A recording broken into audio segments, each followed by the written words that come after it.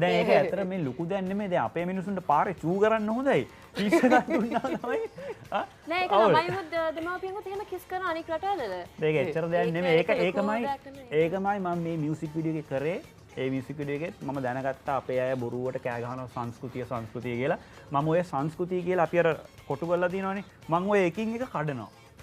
එකින් එක නැත්තම් අපිට මේක ඉන්ඩස්ට්‍රියක් හැටියට ඉස්සරහට යන්න බෑ. ඒක ඉන්දියාවේ කරලා තියෙන එකයි. ඔයා බය නැද්ද ඔය ඉතර ලොකු අවදාන දැන් අද වචනයක් කිව්වොත් එහෙම සංස්කෘතිය කඩනවා කිව්වොත් ඔන්න එට වෙනකොට ගොසිප් ගා ඉරාජ් ජීරරත්න ලංකාවේ සංස්කෘතිය විනාශ කරන්න හදන්නේ. නෑ මම හිතන්නේ ඔන්ලයින් සෝෂල් මීඩියා වල ගහන්නේ වැඩිම මට.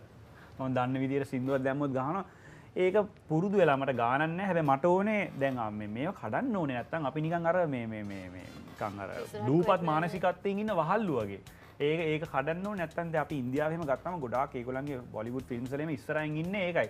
අපි ගොඩාක් පිටිපස්සේ ඉන්නේ. ඉතින් අපි මේකෙන් කඩරකින් ඇත්තටම හොඳ ඕගොල්ලන්ගේ වගේ ආයත ඕගොල්ලන් ඒතකොට ෆ්‍රී ඕගොල්ලන්ටත් නිදාසේ ඇඩ් කරන්න පුළුවන්. ඕගොල්ලන්ට ඒතර හිතෙන්නේ නැහැ මේ සංස්කෘතිය ආරාමය කියලා.